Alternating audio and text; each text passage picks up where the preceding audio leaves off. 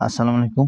আমি আপনাদের ভিডিওতে যে রোগটি বা সমস্যাটি সম্বন্ধে আলোচনা করতে যাচ্ছি, এই সমস্যাটি হলো গরুর বিভিন্ন স্থানে পানি জমলে গরু আস্তে, আস্তে খাওয়া-দাওয়া বন্ধ করে দেয় এবং গরুর গায়ে জ্বর হয়।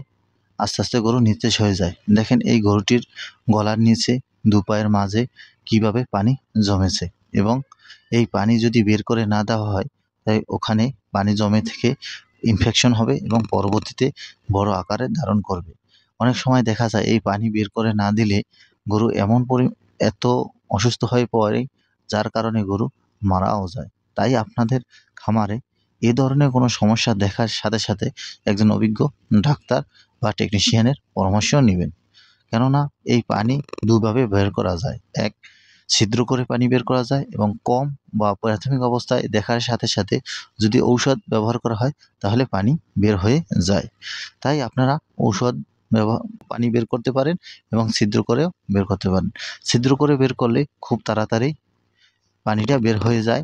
আর ঔষধের মাধ্যমে যদি বের করে থাকেন তাহলে পেচ্ছাবের মাধ্যমে বের হয়, এতে সময় লাগে। তাই আপনার কাছে যে পদ্ধতিটি ভালো লাগবে এভাবে বের করে দিবেন। তারপর অ্যান্টিবায়োটিক ব্যবহার করবেন। অ্যান্টিবায়োটিক ব্যবহার না করলে গরুর সুস্থতা হতে সময় লাগিবে।